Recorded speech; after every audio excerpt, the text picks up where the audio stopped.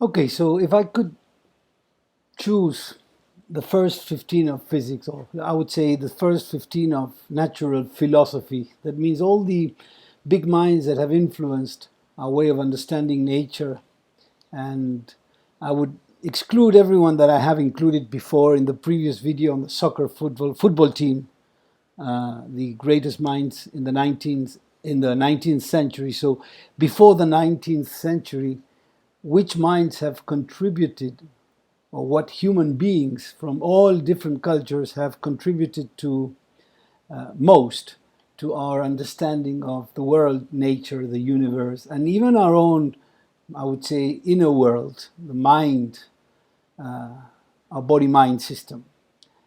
So this is a request from a former student. He looked at the video on the Dream Team from the 19th century and said, you need to honor and tribute all the ones that came before. And I said, okay, fair enough. I promise I'll do that. So here it is, what I have come with.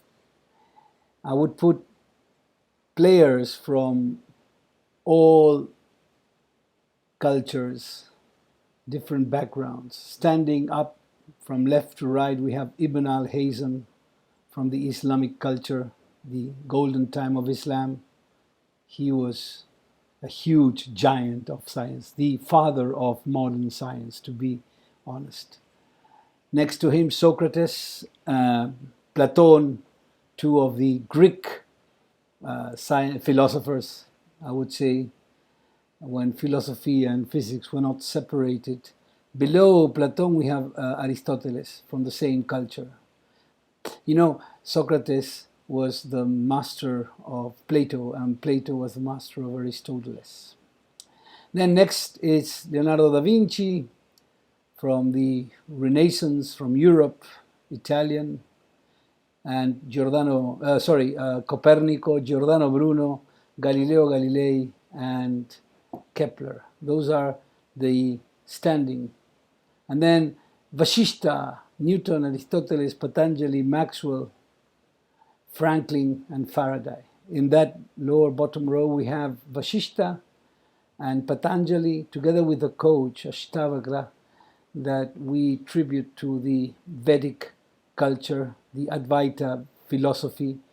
It's also a philosophy of nature that ponders about how the universe was created and how the universe actually is and works, not only outside but also inside. And this have a lot to do with the science of yoga, of course. And then we have, Newton, Maxwell. We'll talk about every one of them.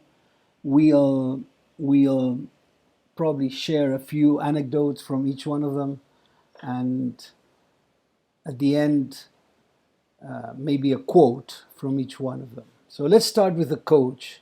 The coach is Ashtavakra. He published the Ashtavakra Gita. I don't know, to be honest, if he published it, but the text was discovered later on. This conversation happened, we don't know exactly when, probably 500 years before Jesus Christ, in the time of Buddha. This was a crippled, wise man, Ashtavakra. Ashtavakra means 8 knots, so he had 8 knots in his body. It's a very, very interesting and inspiring story of how the king heard about him and invited him to the palace, and with great humility sat at his feet and said, you know what, tell me the truth.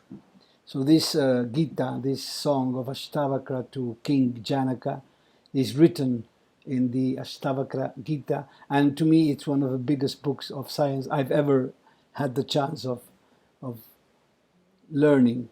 So he can't play rugby, he's crippled, and he's a wise person, and maybe probably the oldest of all of these, so we'll keep him as the coach of this first 15.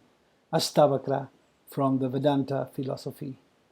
Next, of course, Patanjali, another mystical and mysterious way of, because all these cultures, the Vedic cultures, were oral cultures. They were transmitted in Sanskrit as songs or sutras that were sung from master, from guru to disciple.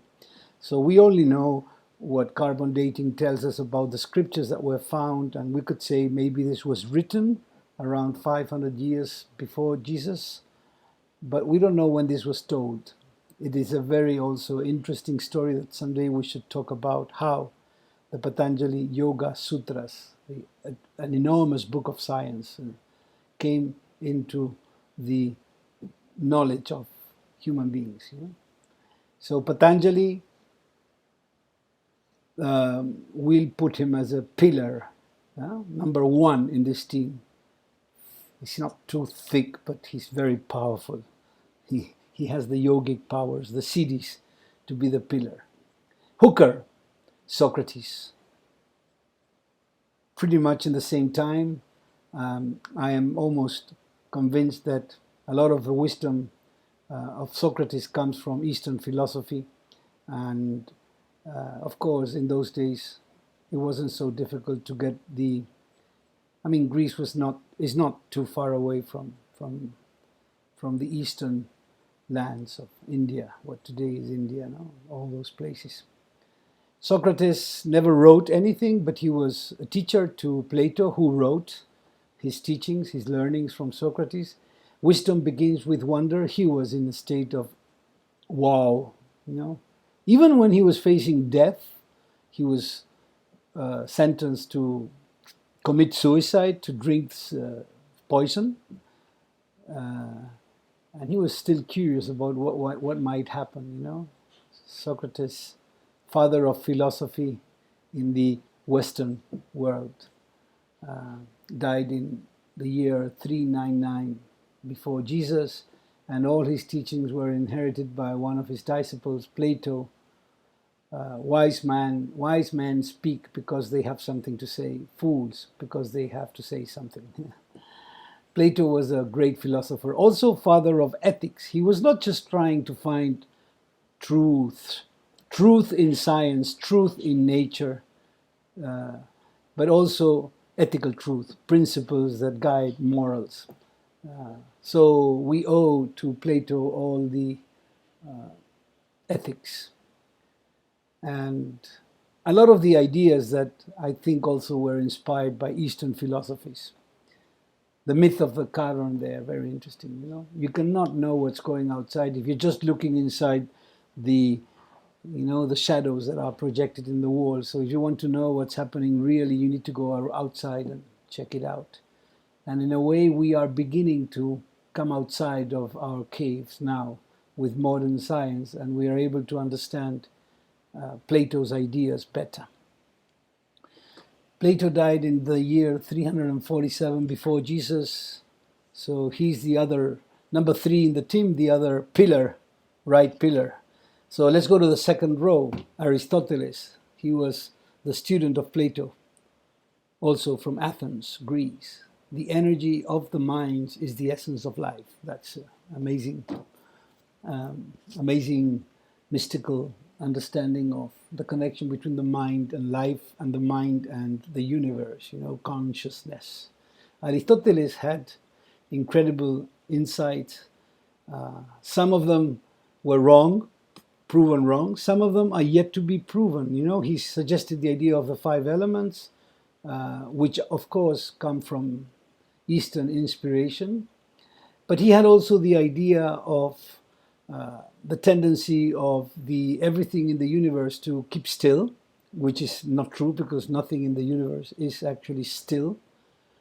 But a lot of his ideas, and especially philosophical aspects of his teachings, were kept and treasured, a treasure to humanity. He was a bit wrong about the idea that the earth was the center of the universe, but he knew at least that the earth was a sphere, right? So he accepted that new idea. The earth is a sphere. And there was some evidence from that. And Anaximandro even measured the curvature of the earth. But Aristoteles thought that the earth was the center of the solar system and that everything orbited around it. So these ideas were taken by Ptolemaios, and the church, and then that lingered for over 1,500 years, over almost 2,000 years of wrong idea that have been Yeah. So second row, Aristoteles and Vashishta. Vashishta is another sage, another rishi, another enlightened master from the Vedic tradition. Here you can see him with his wife, Arundhati. Vashishta wrote the Yoga Vashishta, one of the biggest books in the Vedic knowledge.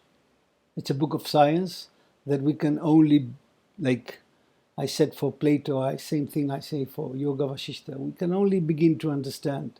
Our mind is only now ready to understand some of the ideas that Yoga Vashishta is using to explain the mystery of the creation of this universe and how it works outside and inside of our bodies, you know. And most of all, he guides the reader in it's a conversation between Vashishta and Rama, a prince. Rama is a prince. And in that conversation, Vashishta, the sage, the rishi, through many, many stories, is guiding him to enlightenment. So it's another treasure for humanity that is connected to natural science, to philosophy, and of course to physics. Remember that physics is, the root word for physics is physis, the fluid that connects man and nature. So everything that helps to strengthen that connection, that union, I would say, with nature is physics. Ibn al-Hazen, this is the other, no, this is, I would put him as number eight, because he was a very important player in this team.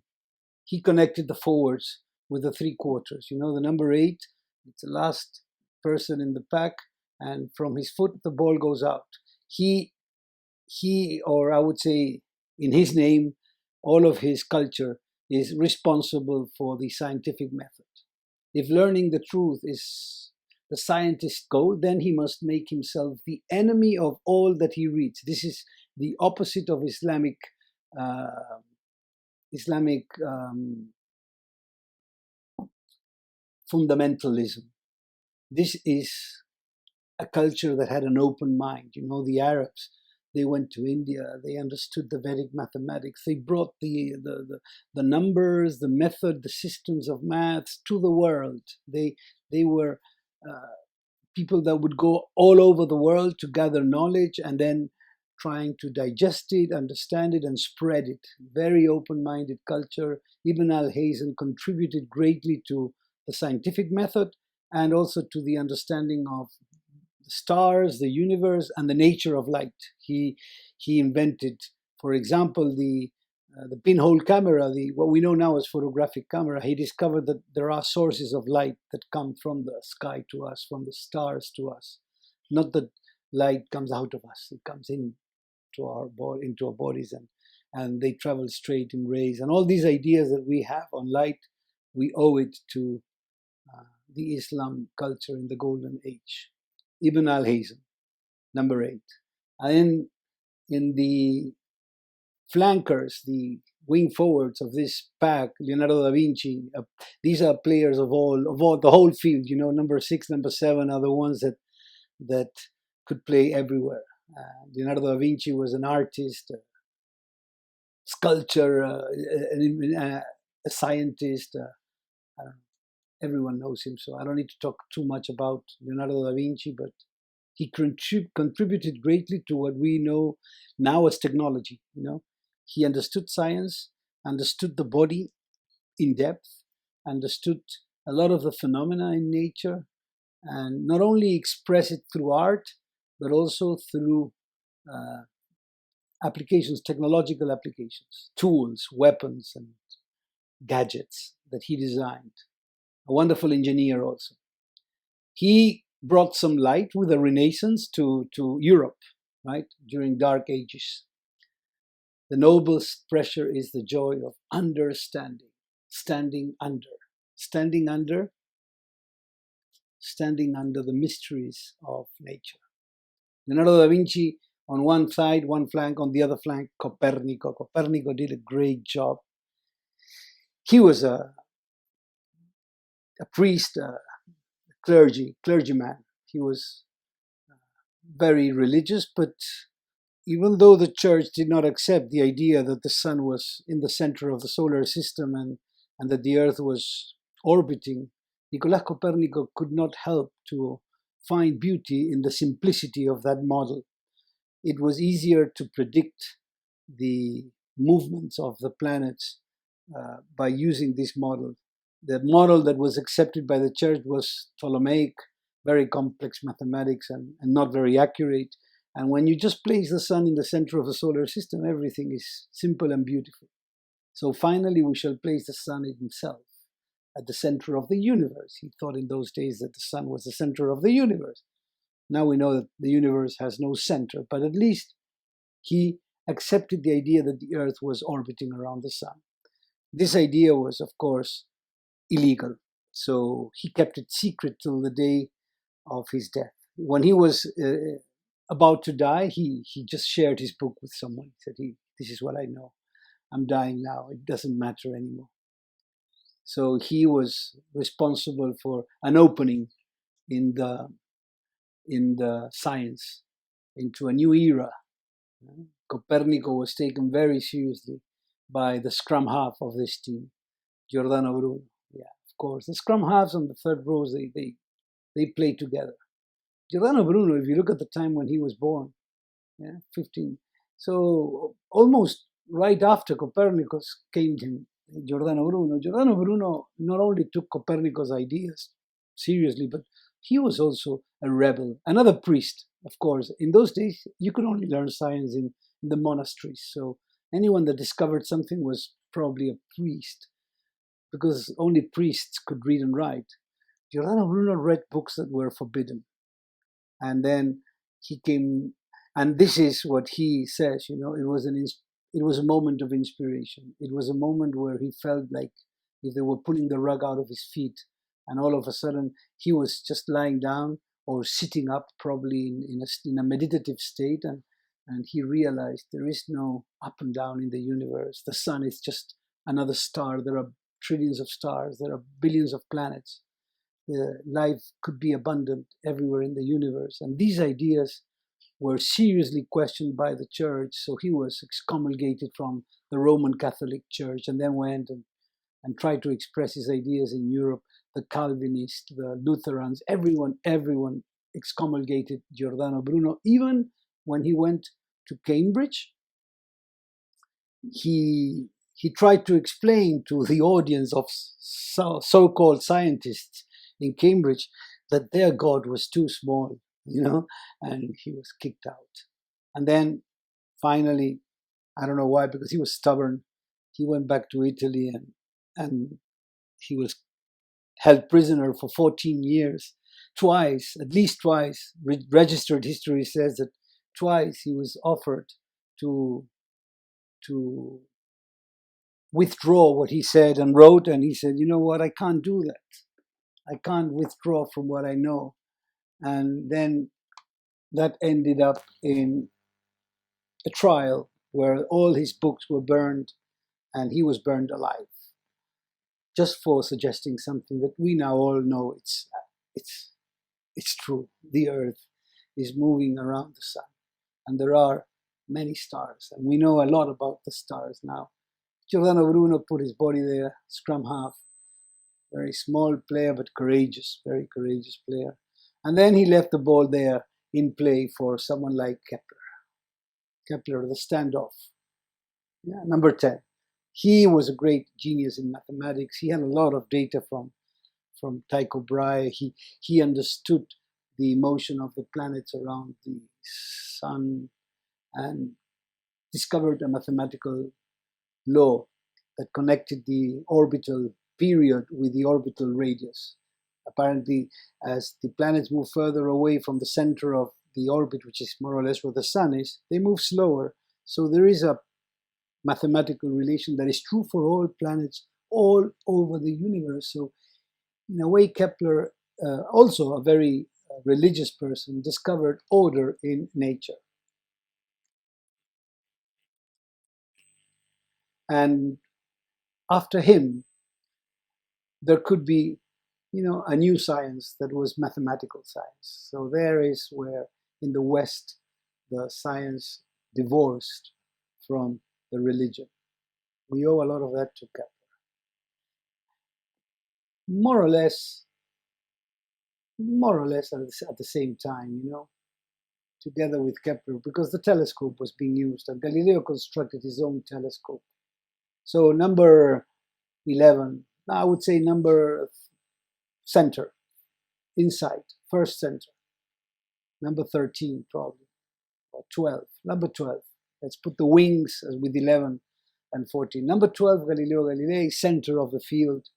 He clearly broke down with the idea that the laws of nature are written by the hand of God, okay, because he was also a religious person, of course, but in the language of mathematics. So now we have reason to explain everything, from the movement of a pendulum to the movement of the earth. And he understood the idea that the earth was moving. But when he was put in front of the Inquisition, he did what Giordano Bruno didn't do. He admitted that he was wrong. Apparently, when he was walking out of the trial, he just whispered, "Eppur se muove," which means it doesn't matter what I say, still the earth would move. And he was allowed to stay like in a prison at home, where he was also, I don't know if allowed, but he was able to teach. And among his disciples, we owe to Galileo Galilei the inspiration of Evangelista Torricelli. He was also responsible for the invention of the barometer. He brought air into reality. He could even measure the pressure of the atmosphere. Evangelista Torricelli should be the reserve in this team. So Galileo Galilei, with the telescope that he made, observing the moons of Jupiter and the shadows of the moon, he realized, the earth is moving, and the center of the universe is the sun. And Copernicus was right. But I'll keep quiet. I'll just continue researching. I won't admit this to the priests in the Vatican. Who wants to die? So that is the midfield. And then we have the ones that scored most of the tries, Isaac Newton. He was born the same year that Galileo Galilei died. He came from not a rich family, a farmer in Cambridge, which was odd.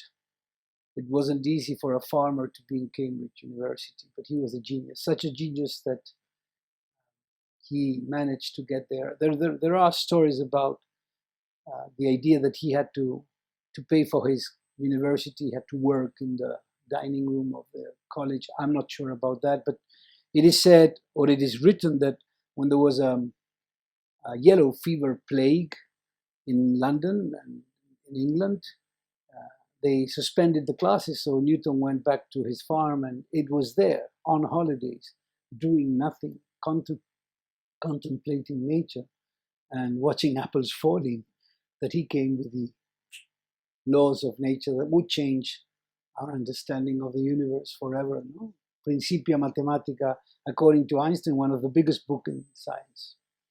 Principia Mathematica explained a lot about the motion of the stars, the motion of the planets, the motion of the apples, the bodies, and all the laws of principle of inertia, or action and reaction.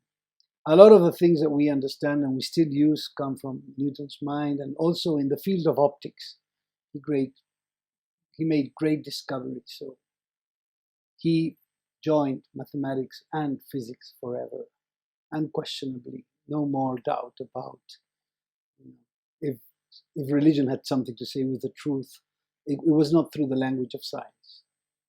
So Isaac Newton contributed greatly to the modern science. It is unfair that some people say that science started with Newton when we have seen so many. He said himself, if I have seen further than others, it is by standing upon the shoulder of giants. Who are these giants? Probably Giordano Bruno, Galileo Galilei, Copernicus, Kepler. I don't think he knew anything about Patanjali, but that would have been great. All right. So Isaac Newton scores all the tries. on the other wing, Benjamin Franklin, he was playing on the other side in America. So Newton was right wing and Franklin was left wing, more or less, if you look at it, more or less in the same time. Yeah. Franklin was a bit younger than Newton. Franklin was the father of freedom, of democracy. He was responsible for negotiating the independence of America with England. He was a person that taught himself to read and write because his brother owned a printer and read books and started writing books and came with ideas that were very revolutionary in those days about for example, the right of women to get a proper education, public libraries, a lot of the modern world, not just the idea of democracy, but also a lot of the ideas that are now part of our everyday life came from this man. It's not just the man that is, in the $100 bill.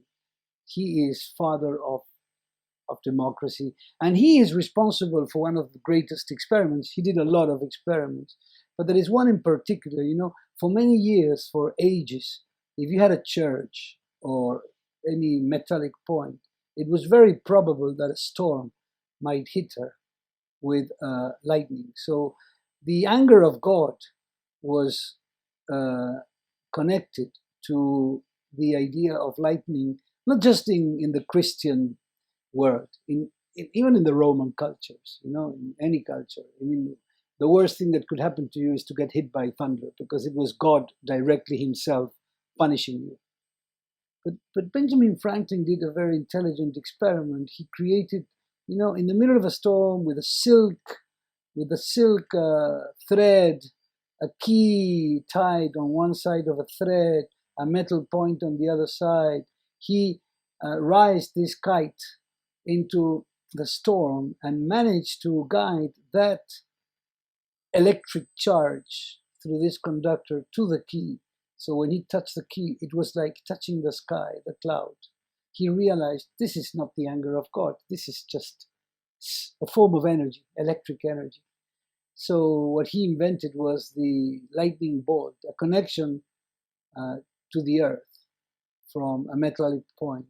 So whenever there is a storm near a city, the electricity is absorbed by the earth. And this gave us peace of mind.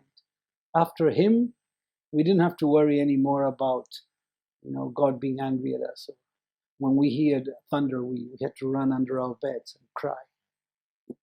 That is just an anecdote. Benjamin Franklin was a big mind that did a lot of experiments. If you ever go to Philadelphia, you'll see the amount of inventions that he contributed with in those days. And we're missing the fullback. So Michael Faraday, number 15 in this team. I'm still missing one, which is going to be on the other side, number 14. But Michael Faraday, I think one of the, again, self-taught himself to read and write because he worked at the age of 13 in a binding bookshop where they binded books. So he binded books, and then at night he read these books, and he was trapped because in those days, this is after Benjamin Franklin and Volta and Ampere, and even during the time of the discovery of accidental discovery of electromagnetism by Oersted, Michael Faraday was a kid, just a curious kid with little education who did not finish school, from a very poor family in a slum in London. He had access to a talk by Sir Humphrey Davy in the Royal Society, and as a young man, he took notes of the talk and bind it in a book and offered it to Sir Humphrey Davy. And he was offered at the age of 15, when he was very young, to work as an apprentice in the labs in the Royal Society in London. So that's where he learned a lot about experimental science. And even though he could not fully understand the maths, for lack of education, the maths behind the phenomena, he could create these wonderful gadgets that change the world in which we live: the electric motor, the generator, the transformer. Only just by these three things, he's the greatest inventor of all times. Some people say, who invented the wheel? The wheel is silly. I mean, you cut a log and you have a wheel. Fire, it's not an invention, it's a discovery. Fire is, you can get fire from a thunder hitting a tree. Invention is when it's not there in nature and you create it. So there was an electromagnetic effect in nature, and he transformed it into an electric motor, a generator, the transformation of motion into electricity. This is why we have online electricity available for us. And the transformer, this is why we are able to transport electricity from one place to the other. So a lot of the things that Nikola Tesla took in the 20th century came from this man's brain, But most of all, he understood the electromagnetic phenomena. He connected things that were disconnected: electricity, magnetism, and light. So when we say light is an electromagnetic wave, we have to bow down to Michael Faraday. And when he discovered this unity in nature, he was not in his mind. He was suffering from some serious illness in his brain, in probably Alzheimer or dementia. But he could not really make himself clear, and he lacked the mathematics. There was no way he could explain in mathematical terms, so he was bullied. He wasn't taken seriously. When he was trying to explain this connection in nature, they said, yeah, okay. So he needed someone with mathematical tools to come and risk his ideas before they fall into nothingness. And there he came from Scotland, James Clerk Maxwell. According to Einstein, this is, together with Newton, one of the biggest minds that ever existed.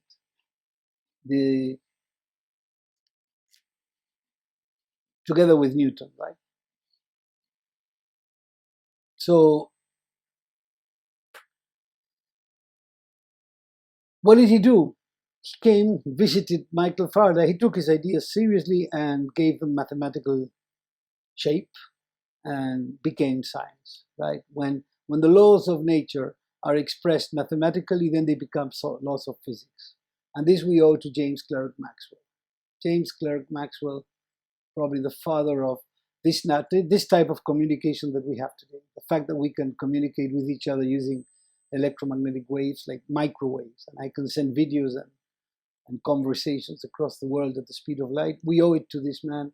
So now we have a complete team. 15 fullback, the other wing Franklin, center of the field Newton and Galileo, standoff Kepler, scrum half, putting his body, risking his life, Giordano Bruno, but opening it up for the three quarters, and then the pack, the forwards, the one that do the dirty job of fighting against the resistance to wisdom, resistance to fighting against ignorance. Copernico, number 7, Leonardo Da Vinci, number 6, wing forwards, both sides, very free to move one place to the other because they kept free. Hazen, number 8, the father of modern science. He lived between 960 to 1040 after Jesus. And then we have the second row, the giants that came from India, Yoga Vashishta, Aristoteles from Greece, and the first row, Plato, Socrates, Patanjali. Coach of this team, Mr. Ashtavakra, whom we must honor. We should make one video just for him. So this is the team of all the cultures, all the contributions in my perspective. It would be nice if I hear from my students suggestions to add to this team, at least as reserves. We already mentioned a few, but in my opinion, these are the biggest minds that happened or appeared on the earth in the field of natural sciences. And this is the first 15 till the 20th century. The 20th century is the century of football. This is rugby.